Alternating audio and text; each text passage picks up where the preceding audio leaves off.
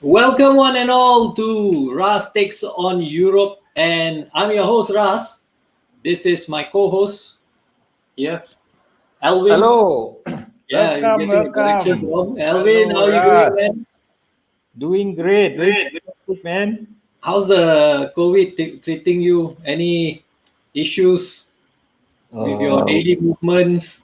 daily movements, not really restricted. Still able to, move around here and there within our districts. Okay, so we didn't. I can't really go out for any big time holidays and all that. I just Socializing, have to wait. no Yeah, socializing. even though the cases are all on the rise here in Malaysia, but let's see, man. Let's hope it, All right. flattens a bit. Yeah. Good luck with that. Alvin, I Yeah. like what you're wearing. Fantastic. Good, Oh great. yes, yes. Brilliant. Today, 1994 to 1996, this jersey, I remember. yes. So Can you this, just show them what you got behind the jersey? Whose name you got behind? I don't know if anyone can can you see. see this? You have it. Andrei Kanchelskis, Yes, 14. number Speedy winger. 14, the best, Yeah, the best right wing for Manchester. yeah, I that's mean, people. Alvin's, That may be questionable to many people, but yeah, yeah, Alvin's claim. I mean, those who have seen him play, woo, the what a flying player. Russian, lah, bro. Yeah, Yeah, what a player he is. yeah. I'm wearing this Italy's France 98 away kit, This number was the 8. redemption jersey. Redemption, yes, redemption for the penalty miss 4 years ago. Yeah, Roberto Baggio. I remember that game against Chile. Yeah. That's one Yes. emotional penalty. That one. Yeah. Anyways, we've come to the end of this show. This is the final episode of Yeah. Ras Takes on Europe, and so I thought, why not wear this? This was what was used for the marketing collateral for first episode. So, that I end this show wearing this jersey. So that's my choice. That explains my choice of jersey today. And since we're talking about the last episode, is we got free reign today. We got free reign. We can do whatever we want to do. We're not going to look forward to the matches this So coming morning and tomorrow morning. Whatever will be, will be. we decided to look back, lah. Yeah, we Right, look Russ? back. Yes, look at the good, We, the bad, and the ugly of the Champions League. we go like way back, like really way back in time, lah. Today, guys. So today we are really, Yeah, for some of them, time. will probably be way back in time. Yeah. They wouldn't have been born maybe or just born at that time, when Champions League was newly formed, when Yeah. European Cup changed to Champions League. Yeah. So yeah. So who knows? Maybe we even might have some European Cup memories. Even before it was even named the Champions League. Oh yeah, Let's maybe. see. Who knows? Yeah.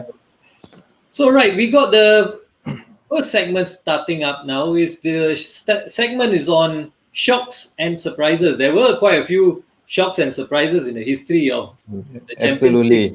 Absolutely. And being a yearly tournament, definitely the shocks, the surprises have piled up throughout the years. So let's deep dive into this and find Actually, I out wouldn't say more piled about. up. I think recent past is trickled down.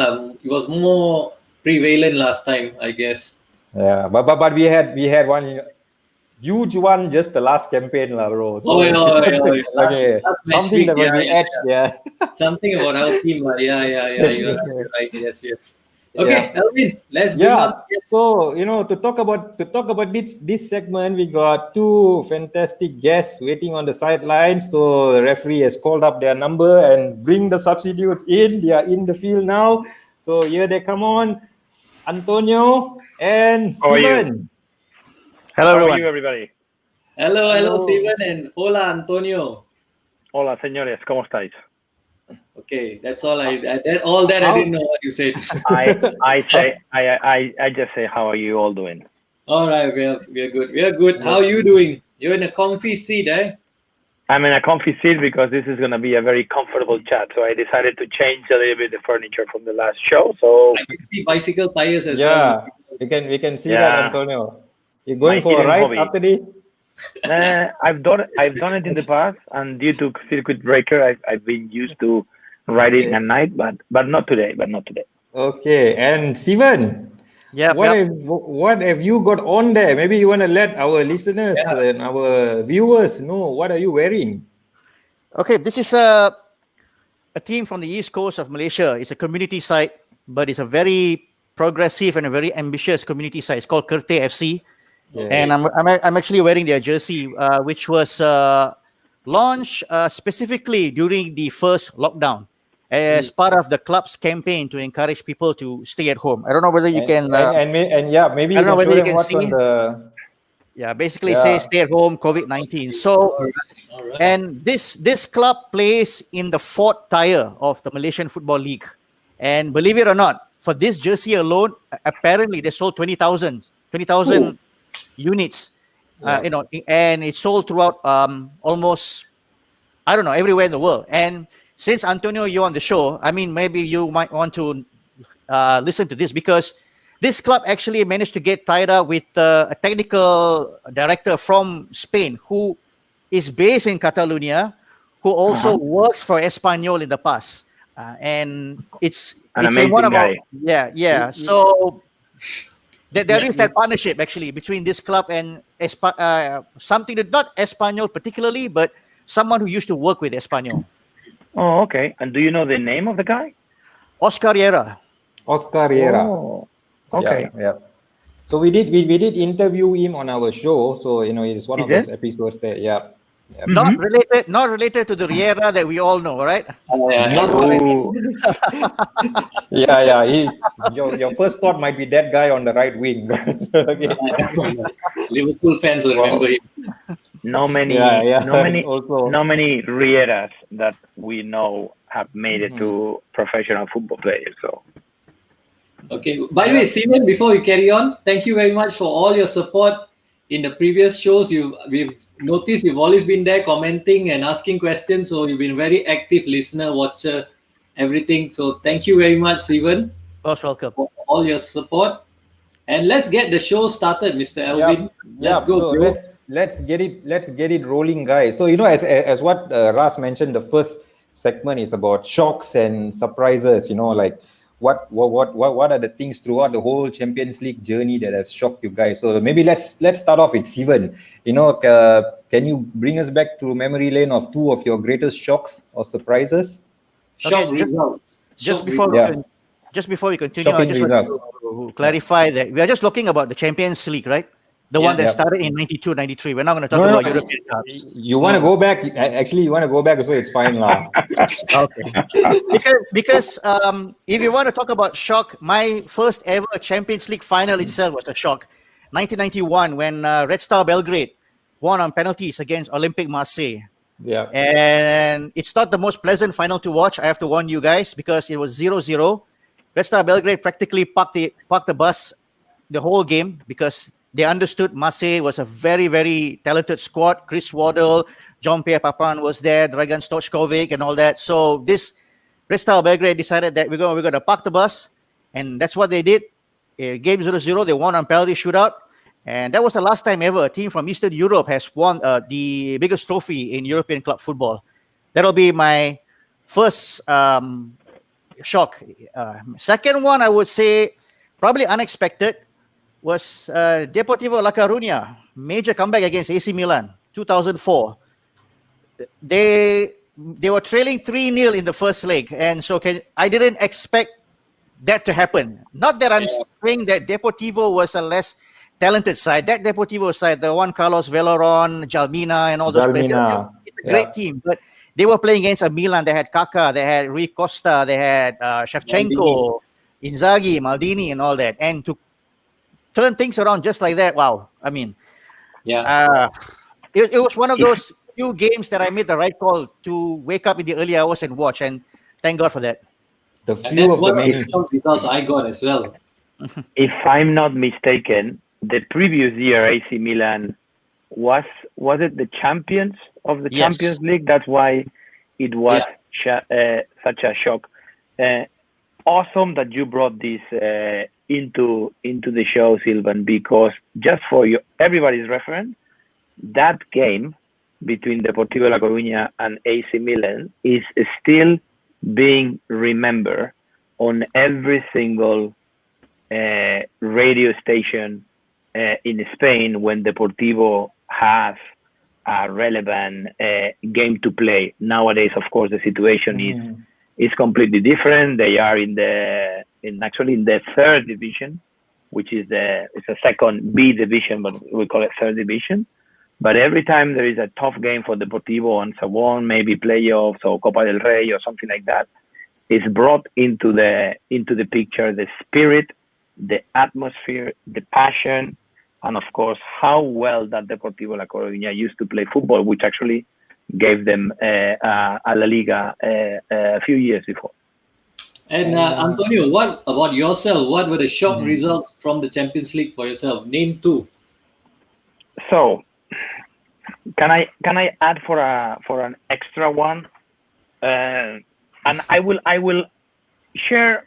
So I pick 3 of them, Okay. and the reason why is because those are still very fresh in my memory, and definitely we all have the recent ones of course, Bayern 8-2 against Barcelona a few months ago, Barca 6-1 against PSG, coming back from a 4-0 down in Paris. I remember clearly Barca going down 3-0 in Rome in Italy. What are my 3 choices, or 2 plus 1 choices, and why? Number 1, I still remember super clear, AC Milan 4, Barcelona 0, Athens 1994 final. Yeah. That's what I had on mine. Yeah. My choices are 3 finals, because I do believe that the finals are like the game itself. So that's one. That's And a beautiful final. And I remember Barcelona going into that game, some sort of like no favorites, but 50-50, and they were completely trashed to the point that it was very, very close to the end of Johan Cruyff as manager of Barcelona. So that will be my number 1. AC Milan had a lot Number of players injured in that game. They had a lot of players missing, and Barcelona going to very AC Milan played dream football that night, and they were unstoppable. Yeah. Second one, both of you will remember this, is 1999, Camp Nou, Barcelona, Man United 2, Bayern de Munich 1 on extra time. Literally unbelievable. I've never seen anything like that, and I don't think we will ever see anything like that. My last one, and thanks for the extra, goes back to Istanbul in 2005. And unfortunately for you guys, might not be a good to remember, but nobody watching that game that night could thought that Liverpool, after halftime, that could tie the game and bring the trophy back home. So these are the 3 that I have very, very clear. I have one more, but I will bring it on later on. All right, that's and what about you, Ras? Any ones that you have that are different from what our guests mentioned? There's one that is different. It's also from a final, the first final, 1992-1993, Marseille beating AC Milan 1-0. At that point, I didn't know too much about Marseille and who they were, but of course I knew about AC Milan. And that guy, Basile Boli, what a name. Yep. He's the guy who scored the winner, So that was my first ever shock in the Champions League. Yourself, Elvin? Any changes? For me, I would have to say the Andrei Shevchenko going against Barcelona and they beat them 3-0 in Kiev, and then on the return they beat them 4-0 in the Camp Nou. That was definitely Kiev, yes, the Dynamo Kiev Andrei Shevchenko team definitely up there for me. Yeah. So that's the shocking result that I have. That's a bit different from you guys, but and I remember, and that is where it was really a Shevchenko making his statement. And yeah. Sorry, Antonio. I say that I agree with you, but I think the beauty of what we are doing is that we might be bringing back a lot of memories of the people who is watching or will watch and also listening. I think one key, or if you allow me to add 2 key moments, is one is Porto's first Champions League trophy under Jose Mourinho, because for me, that is the birth of Jose Mourinho as a manager. Yeah. Like the beast was born that day. Yeah. Or the special one. And the other one that I want to bring before I forget is the 1998 final, Real Madrid 1, Juventus 0. And for me, in Amsterdam, if I'm not wrong, and for me, and I know this very, very close because I have a lot of Real Madrid supporters and good friends. That is a complete breakthrough in the history of Real Madrid, because since then, there was a gap of, I believe, 32 years since Real Madrid won the previous Champions League in black and white. So this one was the first one in color. Mijatovic scored in a very in Technicolor, and I remember Mijatovic scoring in sort of like very, very close to an offside. But that, if you speak to any Real Madrid supporter worldwide and you ask them for a breakthrough moment in Real Madrid history, they will tell you that that final changed the modern history of Real Madrid. Since then, and that was number 7, Real Madrid has grabbed 6 more to 13, which is what they have right now, if you think about it. So, and I have to say that year, Real Madrid were pretty much at the middle of the table in La Liga. So, again, one of those years where in your regular tournament, you are not doing very, very well, but then Real Madrid brought what they always bring to the table in Champions League, and they got it. Okay, we've got some comments coming in now, thick and fast. Let's go. What we got? Said Faris is a Liverpool fan. He says 2005, shocking win. You never walk alone. I'm sure. I'm sure it was. Says, gutted, it's the last show. Hope to see more of the gang. I hope so, Jude. Please. Hope so too. Hey, Jude. Let Anwari know. Thanks, Jude. There we have another comment from Bala saying Nepshot should extend this show of Ras Takes On Europe. Okay, looks like a petition is building up here. Del Azari says 1999 final, Bayern lost it rather than Man U won. Okay. You know, I don't know whether has Elwin shared this about what happened in 1999. Elwin, this is the time. Let the world know what happened. I actually, there was another section about a goal that I wanted to share, but anyway. Then we'll keep it for the next that section. Right. Azari, Bala Murali, shock is Karabakh club beating Barcelona in No Camp. Absolutely, I mean, and also Karabakh pretty much being the reason why Atletico de Madrid a couple of years ago they didn't go through, because they lost out of the 2 games. I think they only against Karabakh they only grabbed like 1 point. So totally, that's spot on. All right, one last comment. Hey Jude, Di Matteo with Chelsea. What about Di Matteo with Chelsea? Not a shocker. Actually, okay, if we look back at that, Bayern was, I mean, nobody, that Chelsea team that won that, right? I mean, it wasn't one of the best Chelsea teams assembled at the time, and that Bayern team was very strong. Bayern was at home in the Allianz Arena, and were just, I think, a minute away or something before Drogba equalized, and then of course the game went into penalties. So I mean, but for how many games was Di Matteo manager? If I don't think it was he replaced somebody, if I'm not wrong, correct? Do we remember who replaced him? If I'm not mistaken, he replaced Villas-Boas. Yes. Yeah. Oh, you see. So I think, but I could be wrong, but I think at least 50% of that season was under the management of Villas-Boas. So, I don't know if Di Matteo had a lot to do with that Champions League trophy for Chelsea. But it's a very good point, Jude. Thank you. Good point. Okay, moving on. Next question we've got is, what about surprises? Which teams have surprised you in the history of Champions League? Maybe you start with Antonio.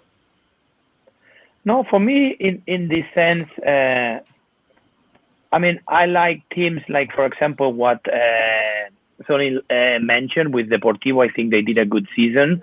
I will never forget the 2 finals in a row that 2 Spanish teams have made it recently. One is Valencia, and the other one is Atletico de Madrid. And I think as an underdog like Valencia and Atletico de Madrid, and of course I'm talking for what I know, which are Spanish teams.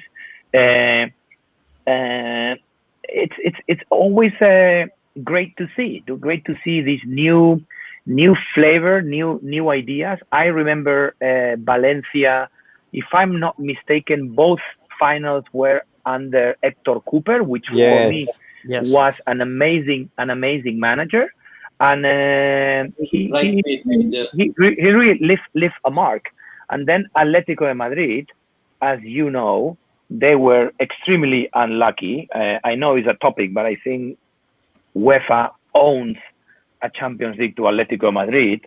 So yeah, this sort of like two teams, they were kind of like surprising. Last year, if you ask me, more recent, I did not expect Leipzig to go that far. So it's good. I'm very excited about this year. I think this is a good year for an underdog to do something important. I'm not gonna say to win the Champions League, but maybe for an underdog. And for an underdog, I'm talking about one of the, I don't know, outside the top 8 teams. But I think it's a year for an underdog to reach maybe semifinals, or why not the final. Okay, Steven, who you got? Yeah.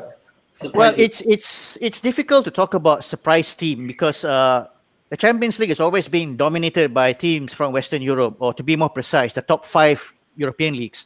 So you need to look, for me, if you want to talk about surprise, you need to look something outside of that.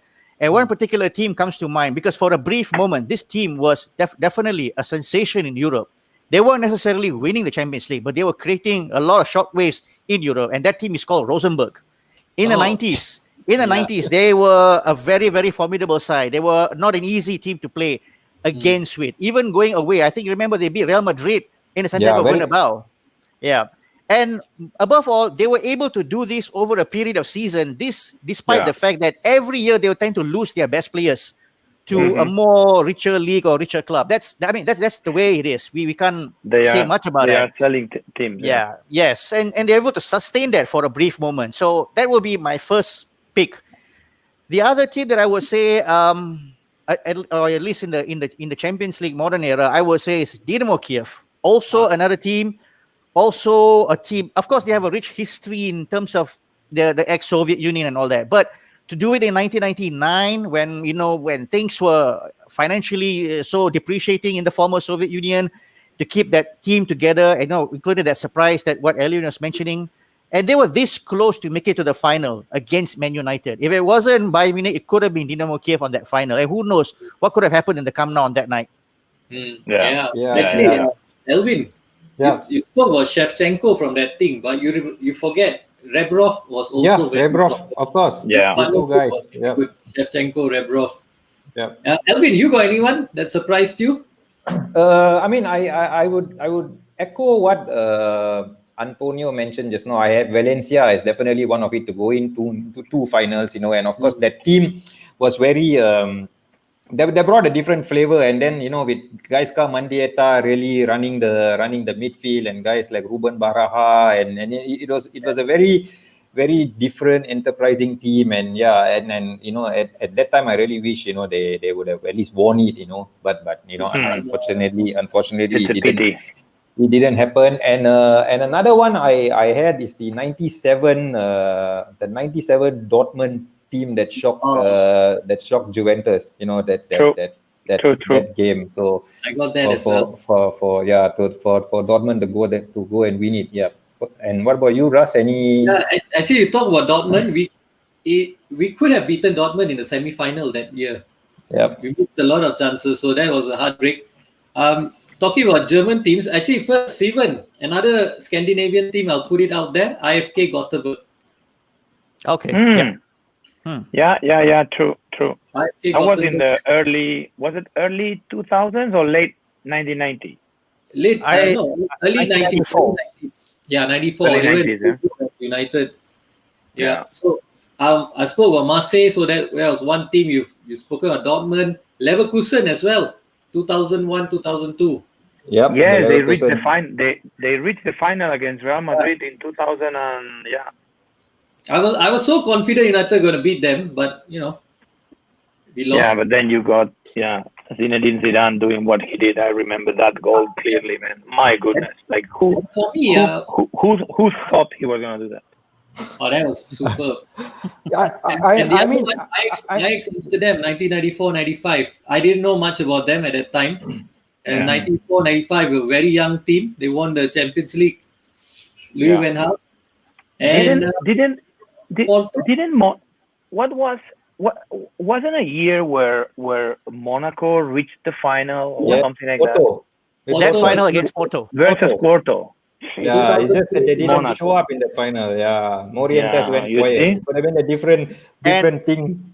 And since Oh, Antonio, it's true. Morientes since was Antonio, playing you for mentioned, Monaco. since Antonio mentioned that was the final where Mourinho introduction to world football, you could Yeah. also say that it was also Didier Deschamps' introduction in terms of his managerial career in world football. True. Yeah. True.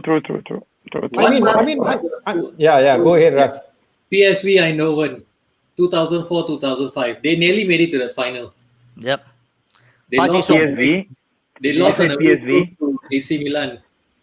And guys, I mean, if you were to go back a bit, like roll back the tape a bit, like do you guys consider like Nottingham Forest winning 2 and Aston Villa winning it back Yeah. in the 80s? Are these really shocking at that time, or it was just a different level of football at that time? You know, Antonio, any? Do you manage to catch a glimpse of that era of these guys? I mean, it's in my brain somewhere, but I do think that is completely linked to the better quality of football that English teams used to produce, especially in Europe. And you mentioned two teams in particular, Nottingham Forest, that they had by then a very solid history, and I think that was very, very important when you playing in Europe. And I'm talking about, it wasn't called Champions League, was most probably the European Cup or something like that, and then there are other competitions. Shocking or not, there were a couple of I remember Barcelona losing to some English and French teams at home, like clearly, like by 2 or 3 goals difference. When I'm talking about Barcelona being managed by Terry Venables, and with Gary Lineker and Mark Hughes and so on. So of course we are going back quite a fair bit, but I think, as I say, don't forget that for us, for Spanish football, it was only in the 90s where Barcelona and Real Madrid started. Well, Barcelona started its history with European champions in 1992 in Wembley against Sampdoria. Perhaps that is another final to remember, with the goal from Koeman in the free kick. I remember that game clearly. Yeah. There are so many points to remember of that game, like Johan Cruyff putting, for the last 10 minutes of the extra time, Alex Sanko, who is a center defender, as a center forward. Things like super crazy. But so Barcelona was 1992 and Real Madrid was 1998 when they break through moments. So before that, it's fair to say that it was pretty, 80s and 90s. Well, I would say maybe more 80s, a pure dominance of English, and I can't remember if there were any other German teams, for example. Okay, moving so on. So let's move on. So okay, guys, let's talk about players. Any player that has shocked you guys for a good reason, and also maybe another player who's done something very shocked you for a bad reason. Steven? Well, I have to break it to you, Lalwin, but if you talk about bad reason, I still have to remind you what happened in 99, because although I wasn't an MU fan at that era, but I was part of the legion of anti-MU legionnaires. So when that goal happened, which I'll leave it to you to say, it really breaks my heart even until to this day. Okay. Okay. Right. But talking about other players, perhaps Desai, the goal that he scored for AC Milan in that final against Barcelona, that was unexpected. That was, to me, like still stuck in my head, that I cannot imagine that him being a central defender, so build up, so muscular, and able to do that kind of thing and score the goal. That was amazing.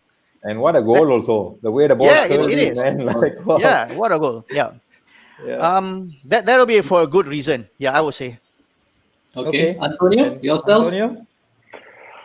No, I mean, for me, I think here, if we look at players themselves that have shocked the competition, either we look at players that have scored crucial and very relevant goals in the finals, and I mentioned Zinedine Zidane recently, and so on. So that could be one list.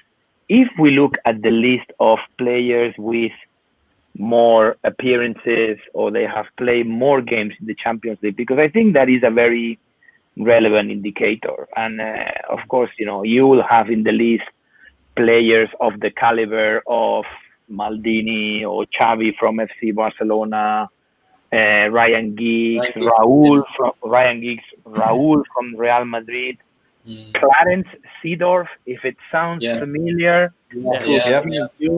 This guy is, I think it's topping the list of top 5 players that have more appearances. So definitely my take on this is we look at, who has more experience in the competition, who has scored relevant points. Players that have made a difference in the final, as I say, there is Zidane. Messi has appeared around there. I remember a very important goal by Eto'o in one of the finals of FC Barcelona against Arsenal in Paris. But on the other side, there are players like, and correct me if I'm wrong, but I don't think, for as much as I love him, I think he's an amazing striker. I don't think the performance of Cristiano Ronaldo, for example, in finals in particular, has been that relevant. It's not a criticism. It's just that if we look at this list with appearances versus, super goals in finals, I think the debate has been always there of, great players should always show in the key games. And I'm not sure if Cristiano, again, for as much as I love him and he's a super athlete, I'm not sure if he's been that active in finals himself, but I could be wrong and forget maybe a couple of games. Okay. From the players now, we go to managers.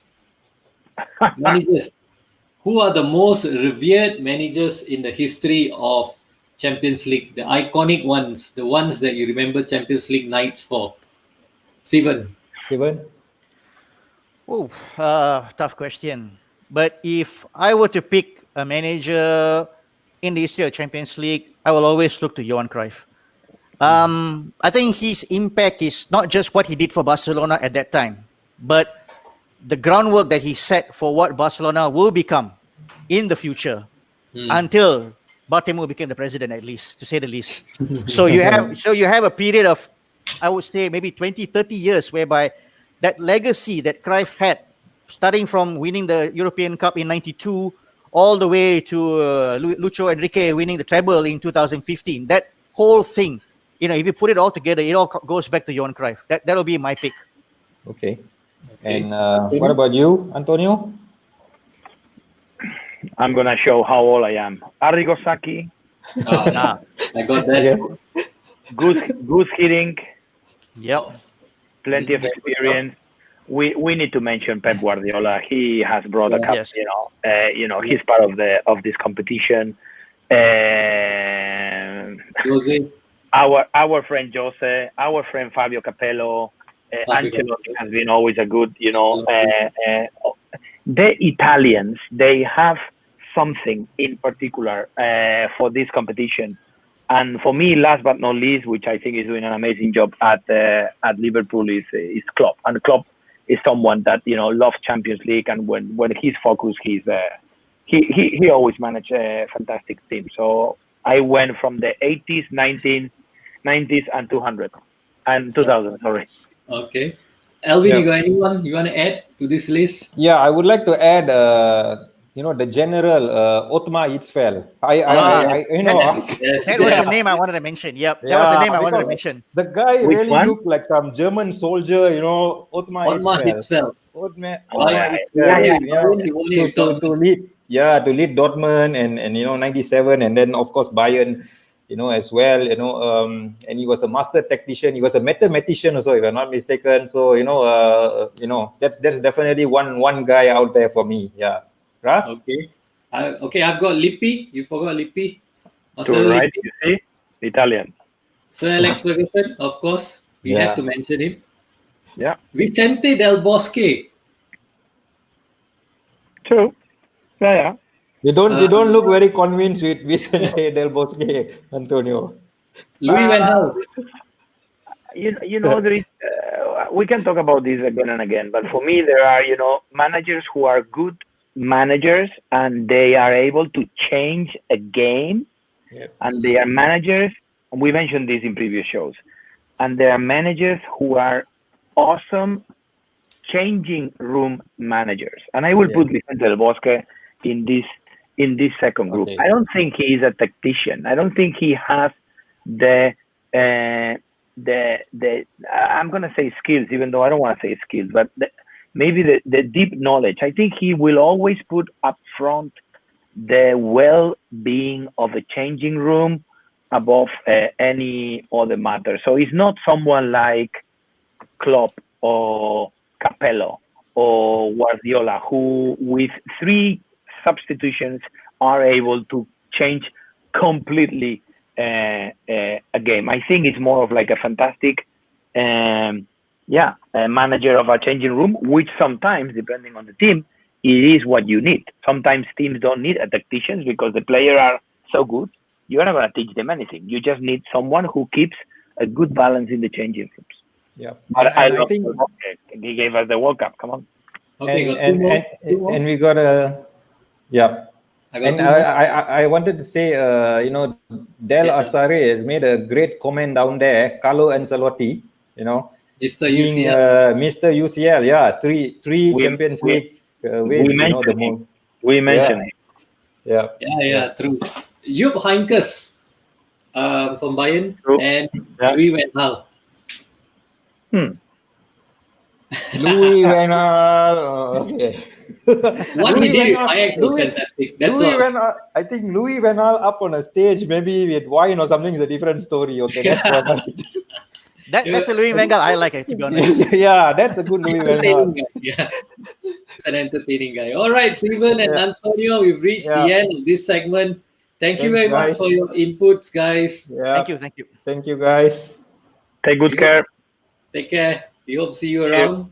See you around. Take care. Take care. Yeah. Ciao. All right, Mr. Elvin. Yeah, so a fantastic first segment there we had on shock surprises, managers, and we are just like getting the ball rolling on our show. Yeah. It's catching fire, bro. It's catching fire. Yeah. It's Next segment from shocks and surprises. We got players. We're talking about players now. Yeah. Introducing. Let's get the drum beats rolling. Rafa. He's one of those that we're going to speak about players. And we've got our producer himself, Mr. Anwari. He is joining us now for the player section. Look at that classic Arsenal jersey going on in the team. Nice jersey. That one is the... We cannot hear you, producer.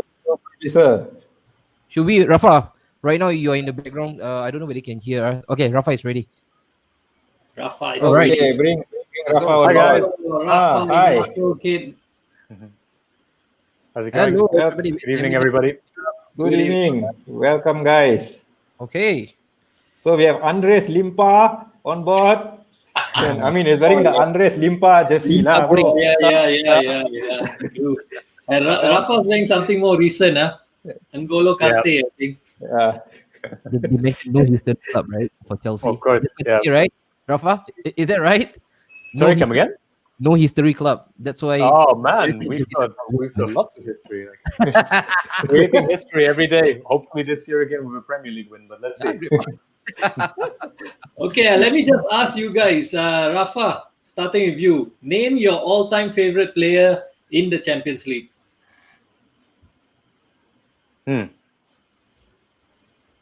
I'll have to go with Didier Drogba. Okay. And yourself, Anwari? Oh, it's got to be King Titi, man. Thierry Henry. Ah, It's got to be all Thierry Henry. right. Nice. Good choices. I mean, you're an Okay. English fan, right, Russ? You would remember Thierry Henry when we were at San Siro. Yeah. I know you're gonna mention that. Legend has it that Toldo is still sat down right there comfortably at his goal line, wondering what happened, together with Javier Zanetti. Yeah, even I was wondering what was happening. That was awful. But we beat you at the hybrid 3-0. So I don't know what happened there. That was crazy. That was one of those crazy games. Yeah, man, it was definitely, yeah.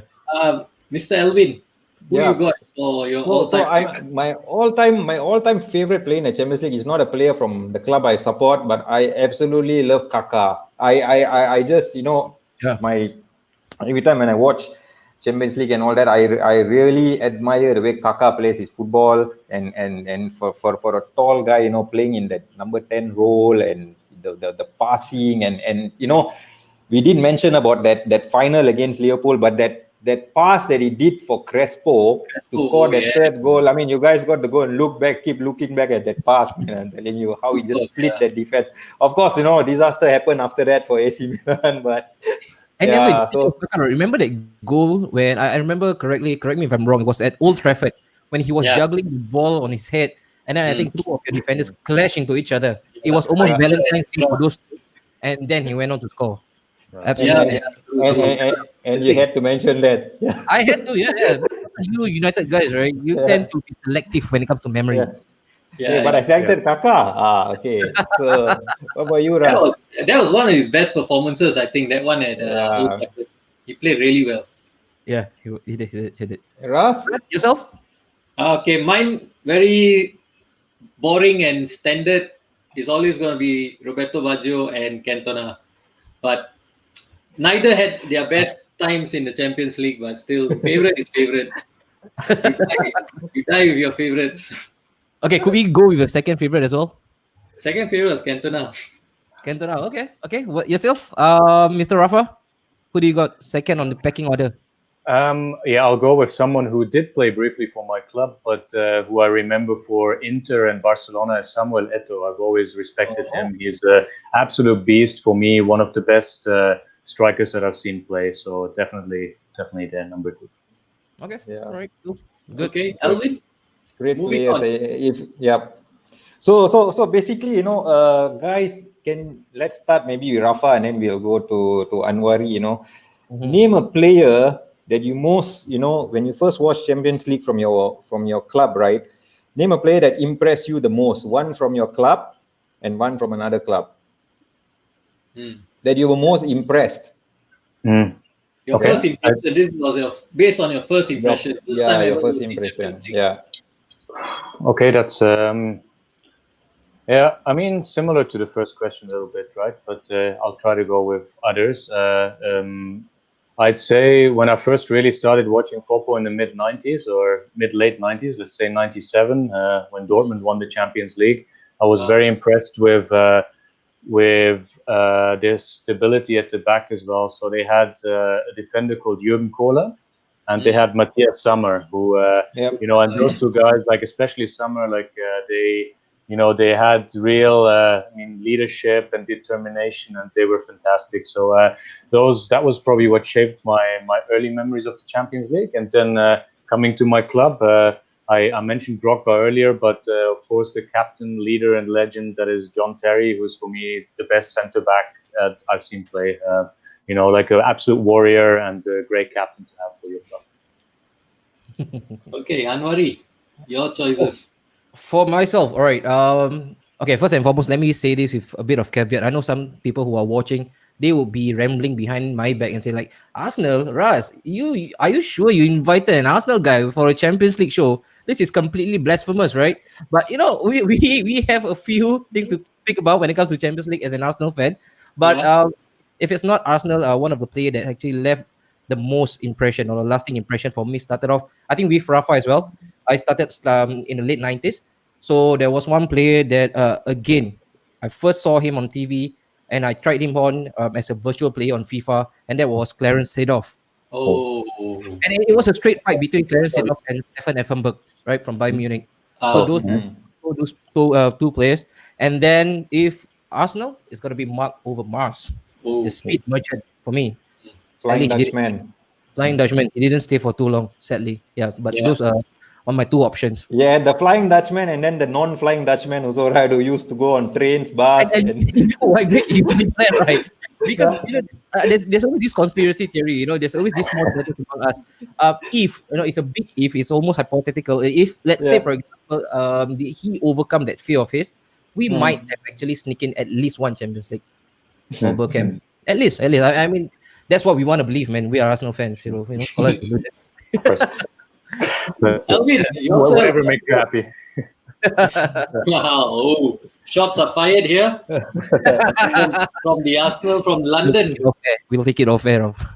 Yeah, for me, being an MU fan, it's Ruud van Nistelrooy. Okay, so definitely, very prolific up front, within that 6-yard box and all that. And from out of my club, then it's definitely Andrei Shevchenko. Shevchenko is just, and when I first saw him, I thought, wow, this guy, yeah, and he really had that very good boy look. That he didn't look like a troublemaker. And well, Shevchenko for Chelsea, Rafa, I cannot say, yeah. You didn't get the best of Shevchenko. Yeah.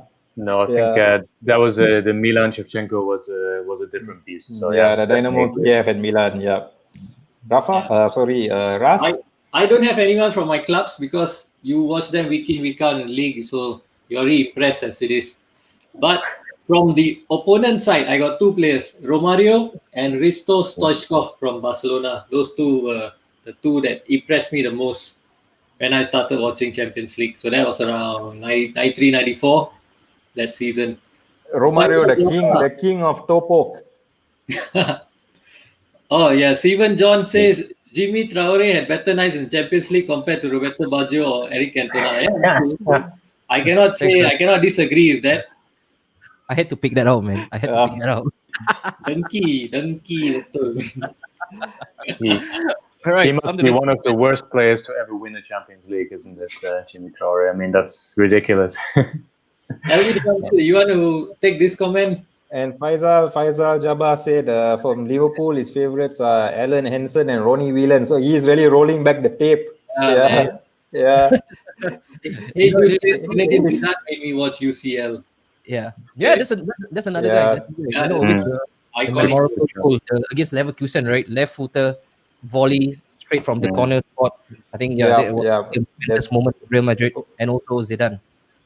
In a different competition, I got to thank him for what he did in 2006. Thank you, Zidane. Ras, relax lah, Ras, with your Italy agenda. Okay. All right. Another one. Sorry, guys. Another one from Mark. Raul, for me, of course. Raul, yeah, fantastic. Raul, yeah. Right, his ending. Honorable mention. It was supposed to be a grand one, but then again, we all know what happened with Raul, right? So Raul is still my favorite Spanish player. Despite whoever they've had since then, I think Raul is still my favorite Spanish player of all time. He's loved in Germany as well, because after Real Madrid, he had his he was a club captain as well, and he was very loved there. And even though he's only spent a couple of years there, it's the end of his career, he's well respected. So an absolute top player, Raul, for sure. Yeah, good to hear, man. Good to hear. All right, what do you have? Next question I've got. Players that have disappointed you. This player must be someone you expected a lot from, but then when the time came, disappointment. Anwari. But again, as an Arsenal fan, we always wax lyrical about our King Thierry Henry, King TT, right? But in the same breath, I would also want to say, like, I'm really disappointed, and a lot of Arsenal fans would actually allude to that point as well, because if he turned up against Barcelona in Paris in 2006, I think he had a couple of sitters, and namely the one that really stuck out right now is that 1-1 he had. If he had actually finished off that chance, we would be 2-0 in the lead. And I think during the final itself, the momentum we had, it was almost unassailable. I think we could have won the Champions League if he had taken his chance or even chances, So, yeah, man. I think it's really surprising that again, for so much praise and compliment we give Thierry Henry, but for me personally as well, I'm really the most disappointed with him as well, just because of that particular final. Okay, Rafa.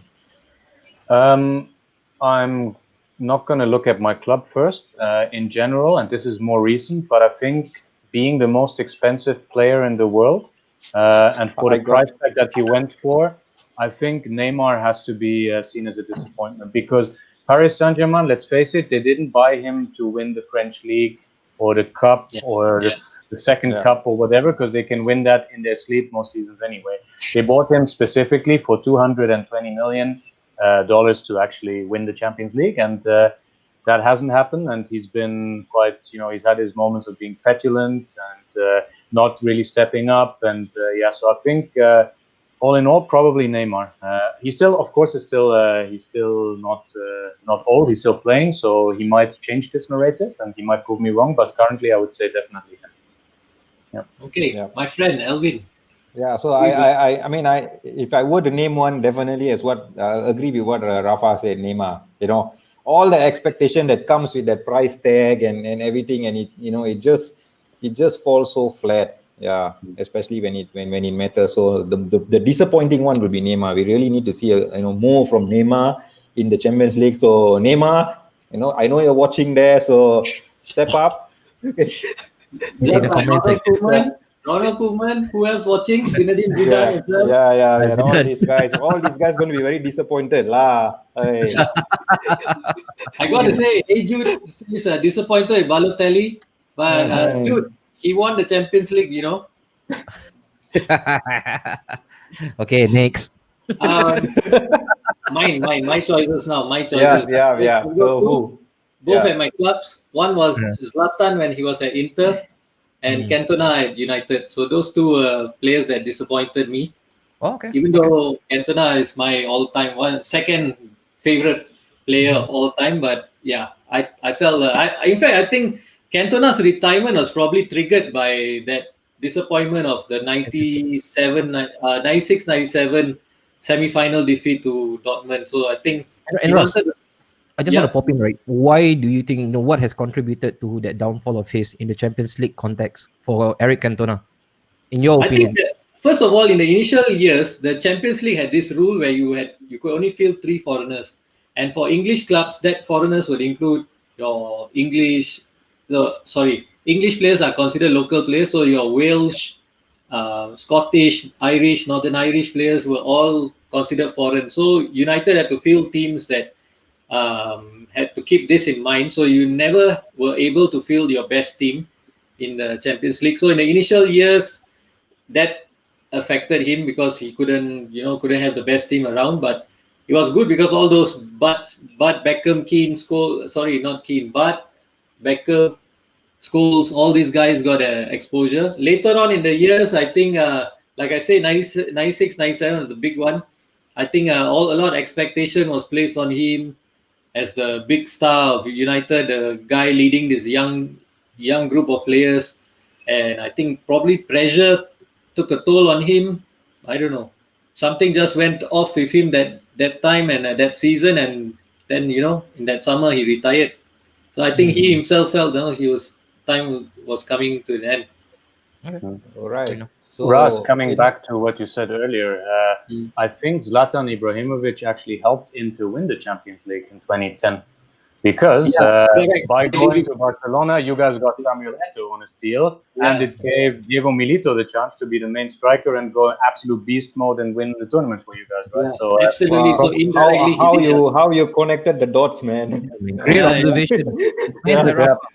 So I think Inter should definitely thank Zlatan a little bit for that one. Swiss brain. That's why. Swiss clock, tick tick. Okay, guys, let's move on. So, which player from the Champions League clubs, not from your club, but you wish that your club had signed? Which players you wish your favorite club would have signed? So, Rafa? I think when Neymar, is it Neymar?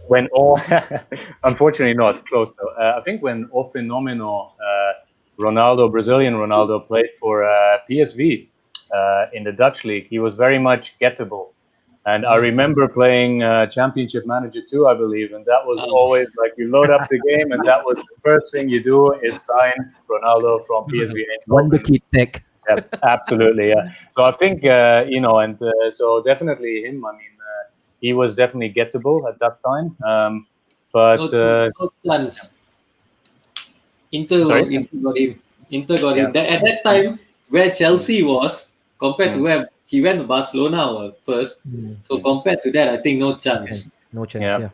No chance. No. I think at that time we actually got Marcel Desailly around that time, and of course Luke Gullit as well, and that's how we built up Chelsea. During that time, and that was actually fantastic. So no regrets during that time. But of course, I'm saying he was the biggest steal and the biggest player that everybody wanted back then, in my opinion. Anwari?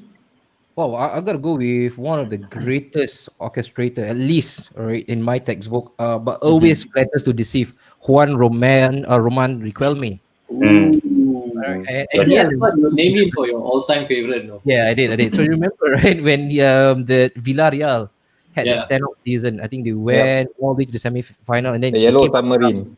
Yellow Submarines, man. They came unstuck against the mighty Gunners. Again, no shame losing to Arsenal back then. All right, so but if I had the one opportunity, it's definitely Roman Riquelme. Definitely. Oh, that's a good shout. Always a bit of disclaimer with him. Again, he always flatters to deceive, especially during the big matches. Always goes missing. Thank God it works to our favor back then against Arsenal. He missed the crucial penalty, last minute. Yeah, he did. Heartbreaking. Alvin, you are anyways? Okay, you asked me first. Ronaldinho at United. That would have been very appetizing. Oh, Faisal Jabba, I said Liverpool for Ronaldinho as well. Yeah, a lot of shout outs for Ronaldinho. Ronaldinho, okay. And right, you guys were really close, right? You guys were. Yeah, it was just like a few million, like I don't know, loose change, and then they did not go and spend on it. And Ronaldinho really looked up to Sir Alex, and he really wanted to join and play under Sir Alex. So wow. No, I think you think he could have a different account came out. I think he was saying that he had already given his word to Barcelona or something, and then he left to join Barcelona. Could also be the climate, Barcelona, sunny, Manchester, rainy. They make him a gloomy man. Could also be that. But the rendition I had was he was already there physically, right, in Manchester, and then his agent actually got a call from Barcelona, and then they went complete U-turn, ke belakang pusing. Possible. That could be possible. That's the rendition I heard. Yeah. So for one other team, one other player, sorry, I would want to keep Andrea Pirlo at Inter. So that would have been another one. Okay. Great job. Hello, Mr. Elvin. Elvin, For me, I know I mentioned Kaká earlier, so I definitely would have loved to see Kaká playing for United. Another guy, I don't know whether you guys remember, I will just need him to come and take free kicks, and it's not Roberto Carlos anybody. If you guys remember, Juninho Pernambucano. He has got the most direct free kick right now. Juninho. Yeah, man, it's like what a hero for Lyon. And it doesn't really take much of a run up, guys. It's just few steps, but it's like wow. So just for the free kicks, Juninho. Remember that goal, right? He's a decent player. He's good midfielder. And one goal against Real Madrid, whereby it was near the corner flag. It was almost an impossible angle. He actually gave one to Iker Casillas. I don't know whether you guys can still recall that goal. I still remember that goal because I was watching that match. I think we should YouTube it after this. A shout out to Juninho, who is also watching. Yes, of course. I remember earlier in the show you guys were discussing teams that were overperforming a bit. I'm not sure if we mentioned Lyon there actually, because Lyon always had an amazing team with Juninho and others, right? So they probably were a bit unlucky not to win the whole thing actually at some point, right? They were always there. Benzema was there as well. Sidney Govou, Michael Essien. Fantastic team. Production. And also that we mentioned Lyon, this is the first time after 26 years they have missed out completely, right, in terms of European action, because their league got called off prematurely, right? and Oh, that's yeah. why they were all up in arms for Lyon. So, but never mind. Yeah. Maybe that's a chance for Hussein Awar in January. Good point. Grace, the Okay, okay, famous okay. red and white. I'm getting what you're saying here. I'm becoming like you, Ras. Well, you're in good company. We are, we are. Let's go. What's the next one? What's the next interesting topic that we The have to next cover one right is now? actually very relatable to what Alvin was talking about. We're talking about Juninho Mhm. and free kicks. So we're talking about goals now. Okay. Your memorable, significant Champions League goal that you remember. Yep. Maybe So one for your club and one for the opposition. We give the honors to probably Rafa. Rafa, you want to take this on first? Sure. I'll do an Antonio for a second. Can I have three? Can I mention three? Three. Yeah. Yes, please. I'll be quick though. So one is the most memorable for me from a Chelsea perspective, and I mentioned the guy earlier is Didier Drogba's goal in 2012. I think you guys mentioned that earlier on the show as well. Of course, when Chelsea won against all odds, won our first Champions League, and is of course the only team from London to win the Champions League. I mean, it has to be said again. And yeah, so that's definitely personally from a Chelsea perspective the most memorable goal. But it's not the most spectacular one. I think that one, and that's why I wanted to have three. So that's between two. Probably the best goal I've seen in the Champions League final is Gareth Bale's overhead kick goal when against Liverpool 2018 when it was tied at 1-1 the game. And that, I mean, in that moment, it wasn't like, it's not like they were running away with the game. This was like the goal that won it for them to make it 2-1. So that's probably the most spectacular goal in the final. Together with 1997, Lars Ricken for Borussia Dortmund against Juventus. He was subbed in. 16 seconds later, he lobs Angelo Peruzzi, the captain and goalkeeper of Juventus and of the Italian national team, right? And he lobs him. And I'll never forget Peruzzi's look. He didn't move. He was completely dumbfounded. he just looked up and watched the fireworks. And again, I mean, that was I remember Dortmund were 2-1 up actually, and I think Ottmar Hitzfeld, who we mentioned earlier in the show as well, right? The general, he probably wanted to shore things up. He didn't expect his kid to go in there and score an absolute wonder goal to bring them 3-1 up and essentially win the game for them. So yeah, those two, Bale and Ricken, are the two most memorable ones for me. Okay, we got one comment here. Said Fares says definitely Gerrard's cracker against Olympiacos. What a hit, son! Yeah, that was brilliant. That wasn't in the final, was it? It wasn't. One of the many crackers, I will say, from Gerrard. We've got Zidane volley against Leverkusen. Yeah, of course, this one. Zidane volley against Leverkusen, of course. Bale and Henry both scoring is Inter respectively. Of course, you would say that. We love Inter. We love Inter. And for me, right, I want to pick up from where Rafa left off. I want to have three as well, right? 3 bullets in my magazine. The first one, so just a bit of backstory. But Antonio will say, you got this. Nada. Okay. No. Okay, go. So I grew up in a really Manchester United centric family, and my dad, until now, it's really impossible for you to miss him if you bump onto him on the streets, because he will be clad from top to toe in United stuff, merchandise. So he's a big United guy, and I remember, of course, 1999, right? Your gaffer right now, of course, 90+3. And I remember the scene, he just erupted the pure exuberance in my household. And what actually were to follow through, Samuel Kufo, he hunted that pitch, right? Yeah, hitting the ground. He was throwing, again, a fit. He was disconsolate, yeah. So that was really memorable for me growing up. And then the second memory would be Thierry Henry, man. Santiago Bernabeu against Real Madrid. And I'm very sure right now, again, watershed moment for us. We were the first English team to beat them again at home. That Messi solo run. And then the third one, it's a really tough fight, man. It's between Gerrard's opening or the first goal against AC Milan, the one that made it 3-1. Because little did I know, that was supposed to be that fairy tale run into them winning the Champions League. Because at halftime, I was running my mouth off against all my Liverpool fans, like, hey, Tido lah, go and sleep lah, waste of time lah. You guys came for what? For the certificate of participation, is it?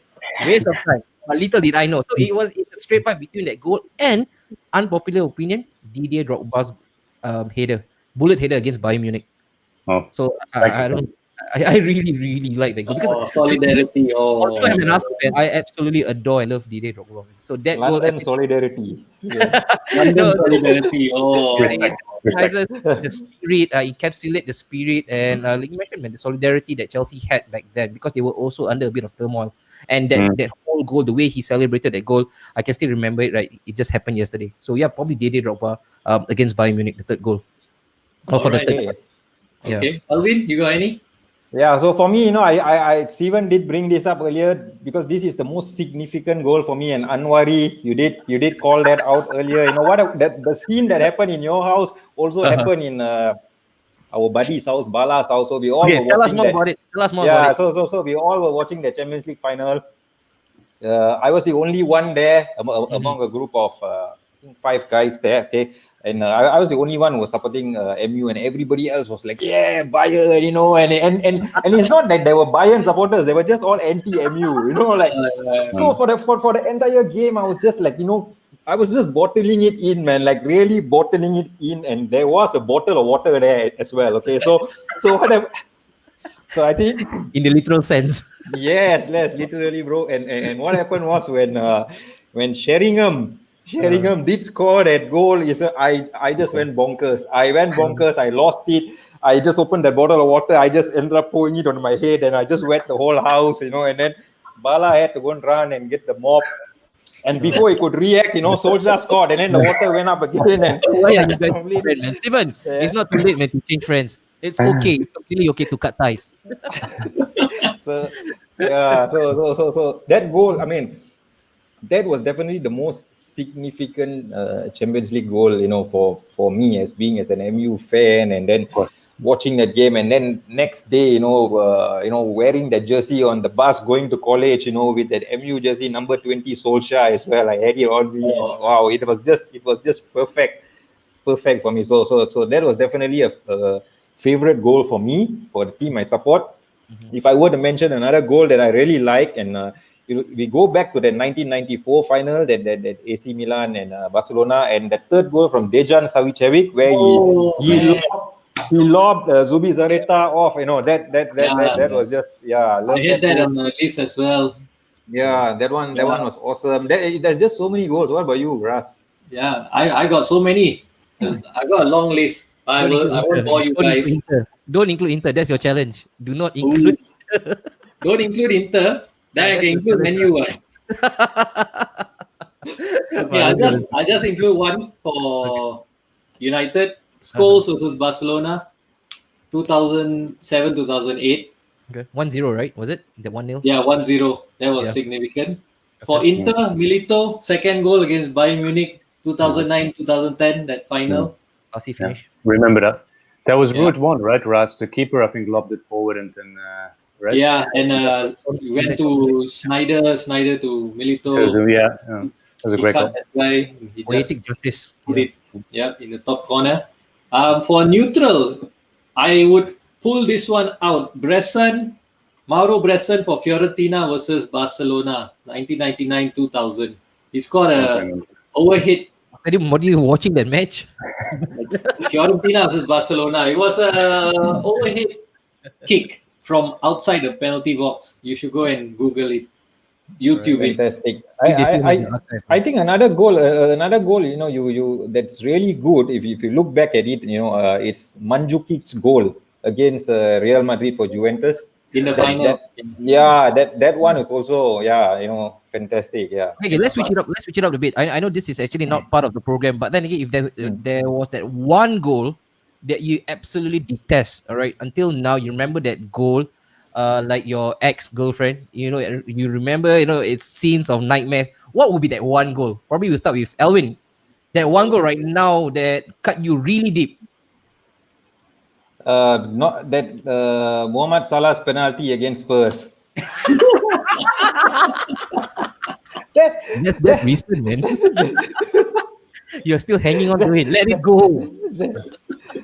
That happened too fast, man. You know, I went in there wanting to watch that final and support Spurs, but that thing happened too fast, man. It's just like, so, you know, if you ask me to throw out that, Okay, dear Ras. Dear Ras. Oh my God, I don't really have one that comes to my mind right now.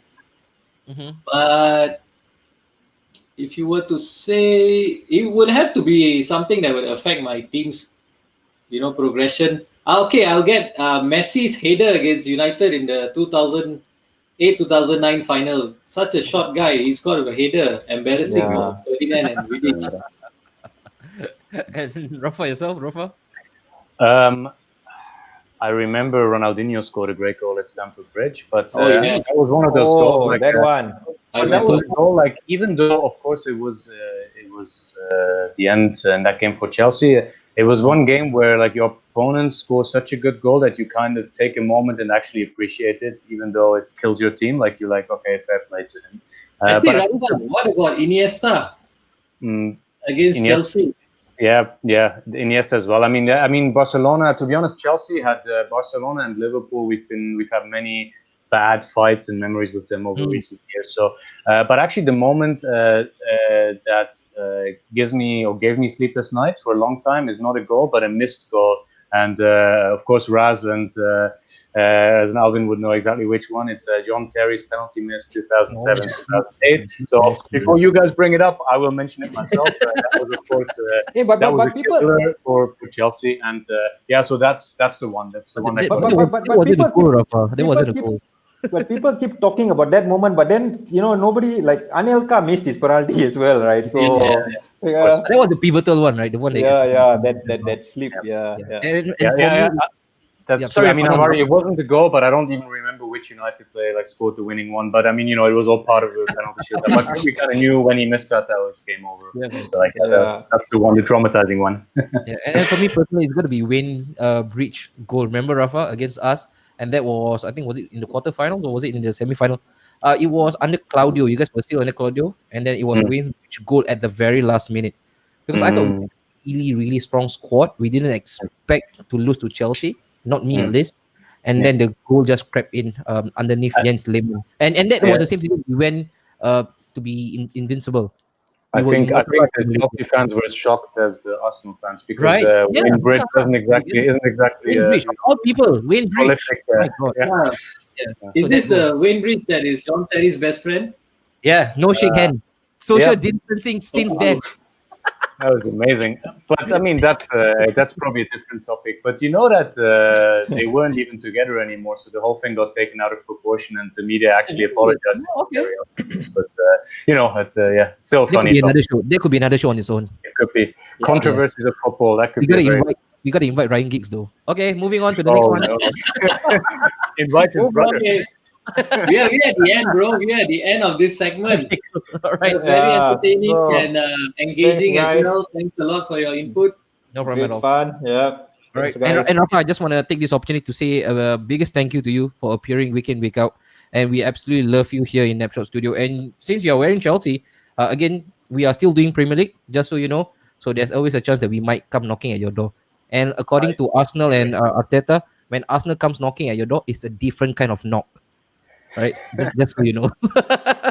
I don't know. I think Mesut Ozil is still waiting for the knock, bro. Still knock. Mesut Ozil need to knock Arteta's head. Okay. It's sad what happened to him. But yeah, thanks. Thank you very much. Take care, guys. Okay, Alvin, very nice, huh? Nicely moving on. Very entertaining show today we've got. So we have done shock, surprises, players, goals. What's next? Now let's talk about the team, the overall team setup and all this. So we got another two guests coming on board. So why don't we bring them in? Hello. Wow. And Imran. Hello. Hey, Imran. Hey, Imran. Hi, guys. Hi, guys. Collection of jerseys there, man. Yeah, these are all the teams that I support. So one per league. Wow. Oh, cool. At least we have a similarity. And of course the one that I'm wearing is my first team lah. Okay. So Imran, you got for all the leagues in Europe. Like if you walk across your wall, we'll get the Azerbaijan league and something. No. I picked 6 leagues when I first started to watch. Yeah, so from those. Okay. What teams you got? Again, sorry. What teams have you got, Imran? Yeah. Okay. Ajax, AC Milan, Ajax, Real Real Madrid. Dortmund, Milan, and of course, Okay. Mark, you were saying you also have favorite teams in each league, right? Yeah, I mean, I have one similar to Imran, which is BVB Dortmund. Yeah, Okay.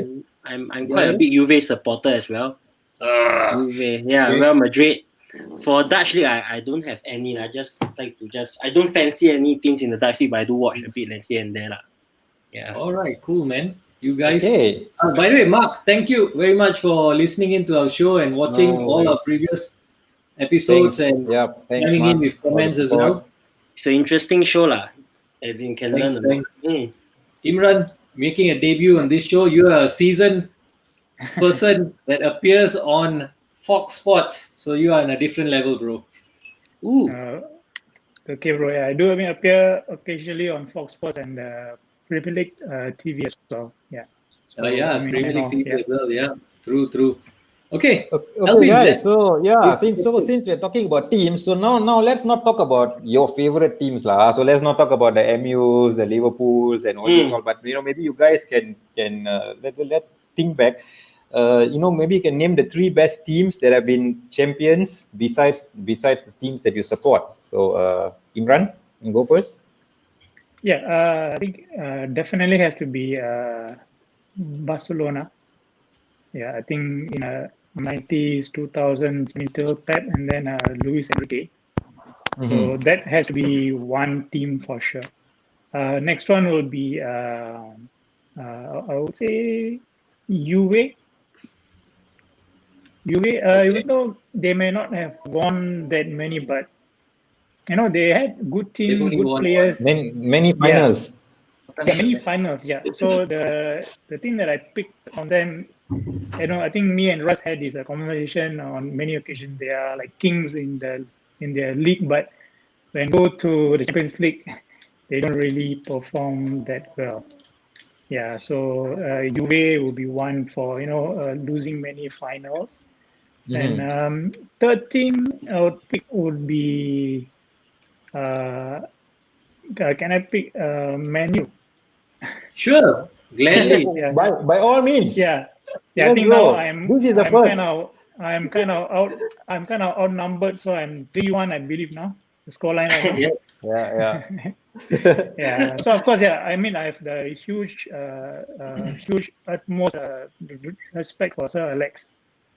I mean, I would still say Jurgen Klopp. He's kind of the modern day version of Sir Alex. Not many fans would agree, but I agree. they have the same ethos and so definitely. So those would be my 3 teams. So 2 teams who have won quite a lot, and 1 team who have lost many finals. Okay, interesting. Okay. Mark, Okay. who you got? For me, in the 2000s, it has to be AC Milan. The one that they played in the Champions League final at Old Trafford with Juve. Because, I mean, they didn't have Kaká at that point, but they still have a very strong backline in Maldini and Nesta. Yeah, then, in the 1990s, I think I'm still too young. So I'm just going to be a bit biased here and say United. Because at that point where we won the Champions League final, the comeback against Bayern, right? It was... We had a group of death at the start where we came out with Bayern and Barca. And then in the knockout stages, we met the top teams in Syria, being Juve and Inter. So these 2 are the top teams for me. And hard to say, and I hate to say it, but I have to say Liverpool as well, that 4-3 comeback. Which actually I think friendship. Friendly, solidarity. So we had London solidarity now, and then now we have Liverpool and MU. Manchester and Merseyside solidarity. Nice. Yeah, I didn't watch, so it's okay lah. I didn't. Lots of love on the show. Yeah, spread the love, guys. Okay. Yeah. If I were to ask you from the teams that you support, okay, Mark, you've already mentioned United 99. So this is not for you. Imran, among the teams that you support, which team is your favorite of all the teams that have become champions of the Champions League? Yeah, I think when it comes to Champions League, I think that's no one can question them. It's definitely Real Madrid. They have won the most. So they are really the kings of Europe, and they know how to win it. I mean, we have seen it in the last 5-6 years. They may not do well in the Spanish league, but when it comes to the Champions League, they know when to turn on the style. Yeah, so my pick would be them. Then of course, followed by AC Milan, Liverpool. Yeah, so this would be my 3 picks. But there's one team who didn't win, but I think really impressed and won hearts. That was in the 2000 season when Leeds United went all the way up to the semi-final, with that the young team when Rio Ferdinand was there, Jonathan Woodgate, Eric Bakke, Harry Kewell. That team gave the Barcelona team, which was at peak. That was in the game, I think, against Paul Robinson, one-man show. Yeah, he kept them at bay. So that was one. I think I was catching the last few segments. So I think that was one thing that wasn't said a lot.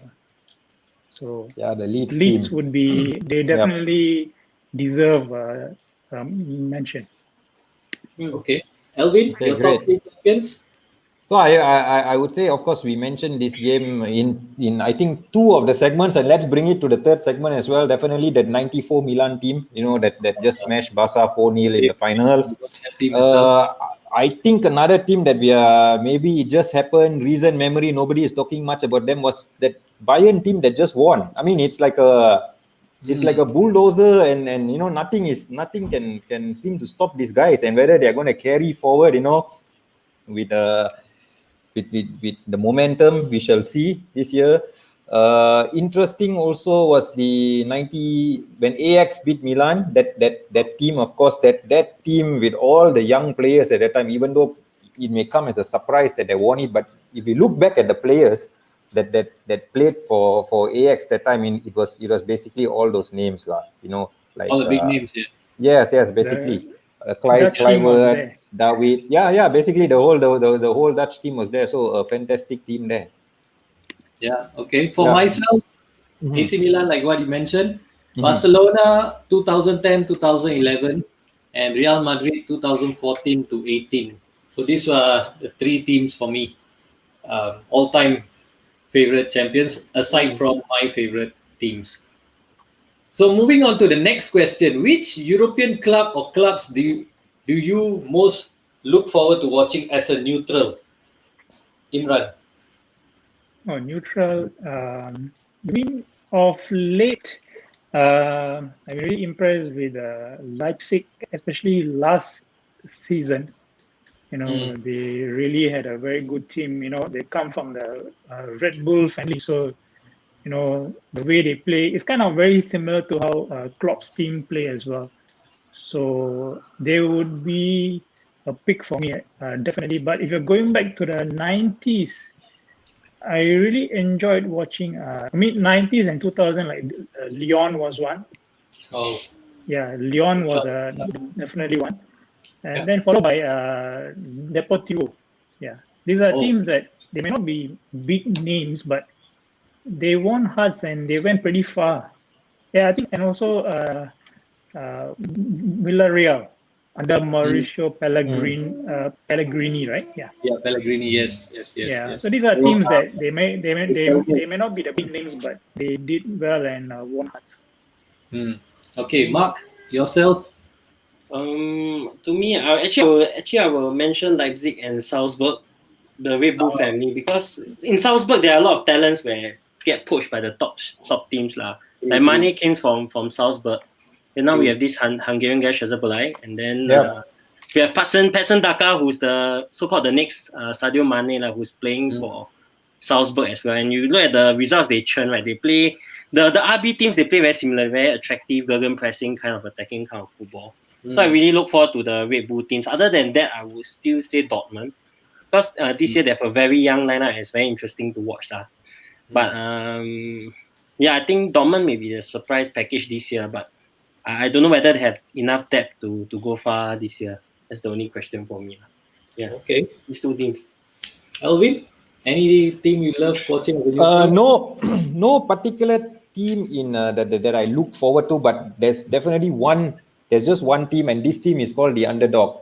Okay, so basically for me, I always look forward to to upsets. I always when there's a game where my favorite team is not playing, I always support the underdog. I always have this love for these underdogs, creating an upset. And now, of course, this Champions League, interesting teams that can create upsets. Of course, has disappointed me so far. I really wanted FC Midtjylland to do something in that group, but I mean, I read so much about them using data analytics, being the money ball club that they are, and really investing in players that totally unknowns and all that. But so far, 3 defeats down the road. Who knows? Maybe they'll make a turnaround in the second round of the Champions League. Yeah, you'll see.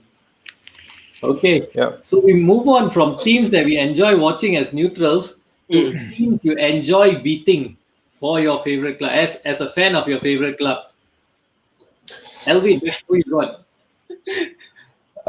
Okay, for me, I mean, I think Bala might get upset here, but my friend Bala, because he supports Juventus, but somehow when it comes to Champions League, as a MU fan, right, always that games with Juventus, I always, because maybe in 1996, I went through the trauma of losing. I mean, watching United lose back-to-back games to Juve. Del Piero coming to Old Trafford and scoring and all that, and that kind of build up this thing where I really look forward. I look forward to that MU Juve games and all this, and when they win, it's like I'm really very happy with it. So definitely, if I were to name a team, then it will be Juve lah, Juventus. Yeah. Same. For me, added reasons, of course, because I'm an Inter fan. So added reason why I love to beat Juventus as a United fan. Besides that, I think as an Inter fan, I would love to beat any English club, of course, except United. But yeah, and a team that both United and Inter I love to play and beat would be Barcelona and Real Madrid. Right. And what about you guys, Mark?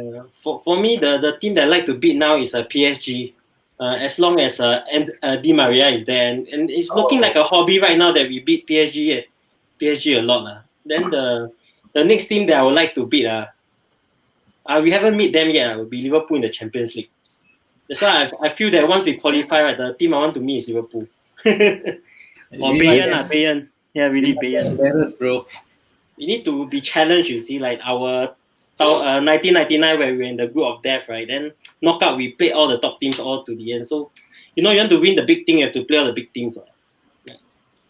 So which I think they fare better with bigger teams. When it comes to Istanbul and all that, we all see what happened, right? So precisely. That's why I don't want to play Istanbul, Midtjylland, Atalanta. No, I just want to play the big teams all the way. Then, okay. Right. Okay, Imran. For me, in the 2000s would be Chelsea. We go a long way back.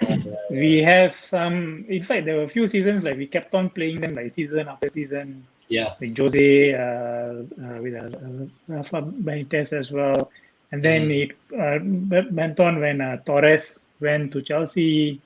So we had some bad blood back then, but there were really good games between two tactical coaches.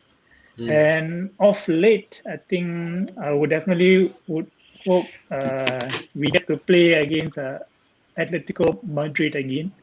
So we have some scores to settle from last season. Yeah.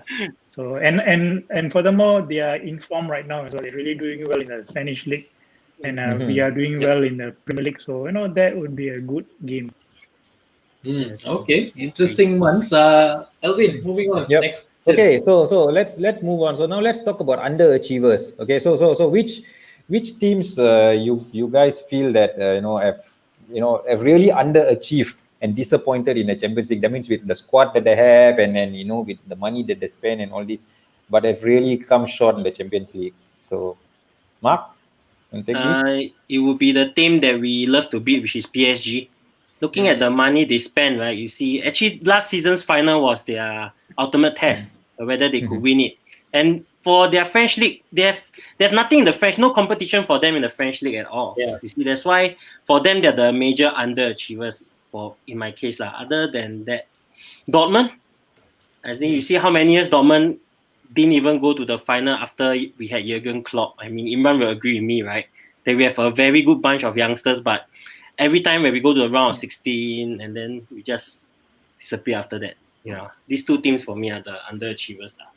Okay, Imran. Yeah, for me it would be the same. PSG, yeah, with one of huge outlay on their stars.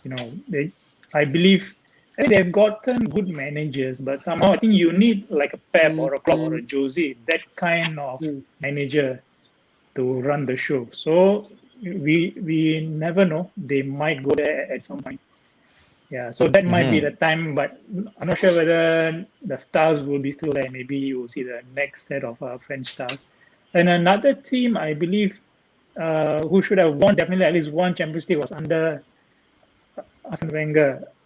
Arsenal. They had a very solid team. I was really sad as a Premier League fan that they lost the game in the final. They should have won that game. Yeah, I mean, when it comes to Champions League, I hope Premier League teams do well. Yeah. So that was a time when they were dominating and Arsenal went into the final, but unfortunately they lost. So yeah, I think these would be my two picks. Right. Okay. Ras? You got any? Okay, you asked me. Yeah, you go first. Okay. The perennial underachievers for me will always be Juventus. They are the perennial underachievers. Not that I care. I mean, long may this continue, but I'm sure one day they will win again because they're a good squad. They got good mentality, very strong spirit as well. So I think one day they will win it, but they're perennial underachievers. And I would point this one out. It might be a bit controversial, but I think Manchester United as well. We should have won maybe at least one more Champions League, despite all our dominance in England. I think we should have won at least one more. So I'm a bit disappointed with Manchester United in the Champions League. Okay. Yes, me too. I'm on the fence with that. I'm a bit on the fence with that. Because we came out against a very strong Barca team that year with Prime Messi, Xavi, Iniesta. There was no way we could go past that, man. I mean, we had to play anti-football at Wembley and sit back. There was no chance at all, really. Yeah. I'm not talking about the Wembley one. I'm talking about 2008, 2009. That one was the best chance. Oh, where we should win one more, is it? Yeah, and also 2000 we lost two semi-finals. One against Leverkusen, one against Dortmund. Yes. So those two as well, because I felt both games we played well. We should have won, but we didn't. So again, those are the. Okay, then I agree. That's the rub of the green. We were lucky at the time. Yeah. Elvin, you got any? For me, and I believe and I really hope that they are still underachievers. Okay, for they continue to be underachievers, but being just neutral. Okay, being a Manchester United fan, I think another big underachiever is our neighbours Manchester City. Okay, because with the squad, with the squad that they have, and the coach that they have, and all this, I mean, Pep needs to really step up, and we need. So they had a big chance the last campaign, and they didn't make it. So and it's been continuously happening to them. So I'm not sure. I mean, this, if you talk about underachieving, it'll be this lah. But continue to underachieve. Okay, guys, we've reached the last question. Now, the final question I gotta ask you guys is there any team you feel that has been undeserving champions of the Champions League? Is there anyone? I will go first, and I will name 3 English clubs. I wouldn't say they were undeserving, because in my opinion, if you're a champion, you're a champion. That's it. You deserve the champion. You deserve the title because you won it fair and square. Whatever it is. I'll name 3 English clubs that I felt were fated to win the Champions League, and that would be United in 99, Liverpool 2005, Chelsea 2012. I think these 3 clubs were fated to win the Champions League. If you watch the final, all 3 games were dramatic. Had a conclusion that probably if you played that game 10 other times, you would get an opposite result. But that one time, everything fell in place and these clubs won it. So that's my opinion. Not undeserving, but just fated to win in that season. Elvin? Okay, for me, even though the final, the final score was 4-1, okay, but it was the 2014 final where Real Madrid beat Atletico. Oh yes. I honestly, I really felt that, you know, Atletico really deserved to win that final. And of course, you know, when you look at that scoreline and you see a 4-1 guy, I mean, come on, you know, like all these, but Atletico was just demoralized in the extra time. You know, the way they just let these Real Madrid guys just run and score that second. You know, I think the Marcelo's goal was just a walk in the park. You know, if you guys watch that, it's like they just let him run. And you know, there are sometimes when you watch a goal, right? And you know, you just wonder like what just happened there. You don't even feel happy, you don't even feel like it's like something maybe you just want to remove from your memory. So I mean, for me, I think it was that Real Madrid campaign, that campaign of 2014. Yeah. Oh, yeah, that's a good shout. You know, I agree with you on that. You know, I think they should have. Yeah, Atletico, if they had held on just a few more minutes, they Yeah, would win it. it had to be Ramos lah, stepping up and hitting the ball in the dying seconds. Yeah. Yeah. Okay, Imran, what do you got for us? Yeah, it will be the final with Klopp when he was at Dortmund, the one that they played at Wembley against Bayern Munich. Bayern. Mhm. Because I believe Dortmund played really well for 80 minutes. You know, they went with their full throttle, a heavy metal football, and so on. But the last 10 minutes, they went off steam. And that's when you had your Robben and Frank Ribery. They ran the show.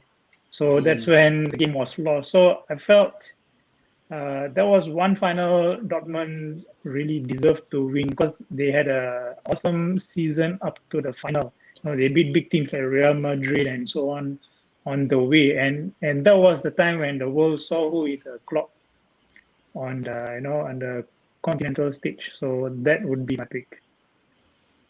Okay, Mark. Oh, actually, I wanted to say Dortmund. Where actually, if there was VAR, right, then Dortmund would be the champions that year already. You know, the disallowed goal, yeah. So actually, I think Ras will hate me for this, but I will mention that the most undeserving Champions League winner will be Inter Milan. I knew you would say that. Yeah, I'll tell you why. Because I mean, okay, because Jose, right, he played anti-football all the way to the final. Because he went out against Barcelona in the group stages. Then he met up with two rubbish teams in Ruben Kazan and Dynamo Kiev. Then after that, in the knockout stages, somehow he can meet CSKA Moscow as well, which was quite a okay team. But I mean, the Bayern that year, right? I mean, they had Philipp Lahm, they had Thomas Muller in their prime, they had Arjen Robben, Bastian Schweinsteiger. You know that there's all-star lineup. So actually, if you have watched the final itself, right, Inter really didn't deserve to win. Wasn't entertaining, but Mourinho did what he had to do to get the job done. So for that, I would say that would be quite an unpopular and maybe undeserving Champions League winner lah. I mean, honestly speaking, yeah. Okay. At the end of the day, the Champions League is here in Milan. We won it. That's it. Correct. Like what Mourinho said. I think after beating Man City, he said, "You can have the ball. I'll take the points."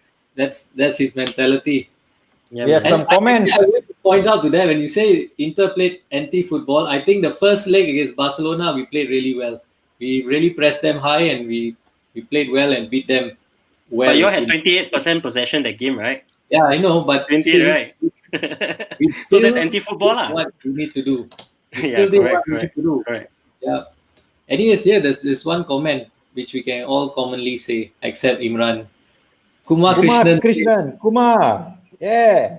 Just Yeah, dropping there you the go. rules. Man United rules. Indeed. But we need to get back to where we were. Yeah, man. All right, guys. That's another topic. Next Man. studio. Pro tips.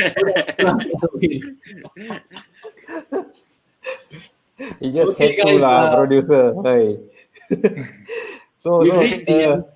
We've reached the end of the show. This is the final episode of Ras Takes On Europe. Imran, thank you very much for taking the time out. Thank you, Imran.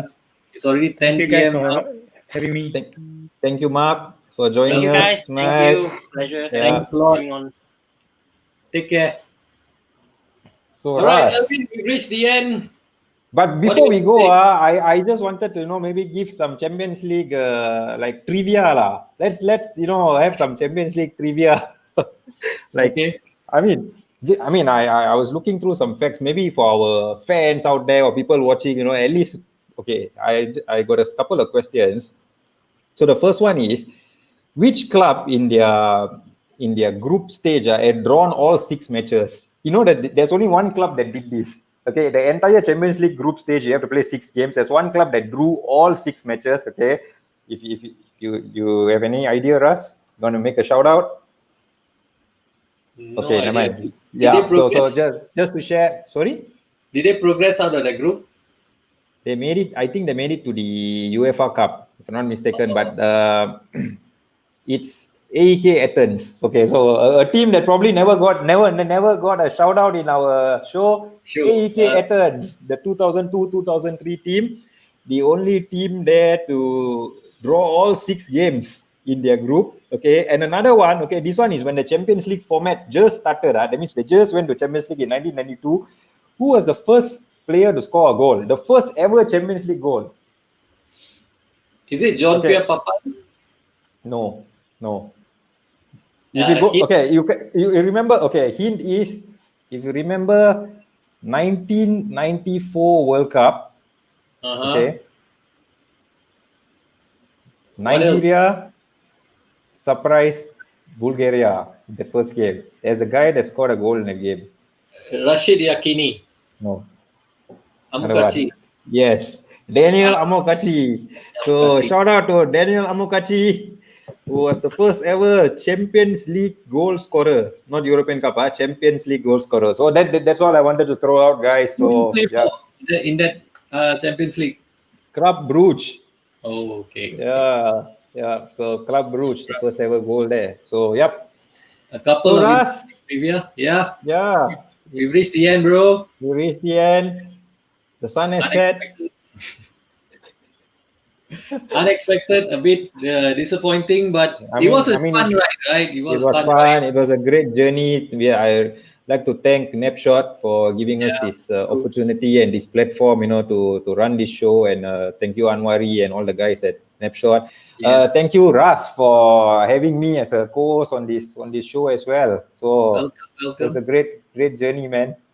Yeah, I would also like to thank Napshot for thinking of us and thinking of me as well. To the show is named after me, so thanks for thinking for me and of me, and also for the recognition that you've given me, and also all the tips that you have given all the guys at Napshot Studio. Nice friendship we form, and hopefully we get there's more collaborations in the future. Hopefully, let's see what happens. Whatever happens. Elvin, we are probably gonna do something of our own. Let's see how that pans out. And this one, whatever we do on our own, I would say, I'll let everyone know, is all gonna be about retro football, about 90s, 2000s. This is if it materializes. So just look out for it when it does. So yeah, nothing else to say. I think it's been a pleasure. It's been a joy. Something to look forward to every Tuesday as well. Thank you very much. Thank you, guys. Thank you, everyone. Signing off.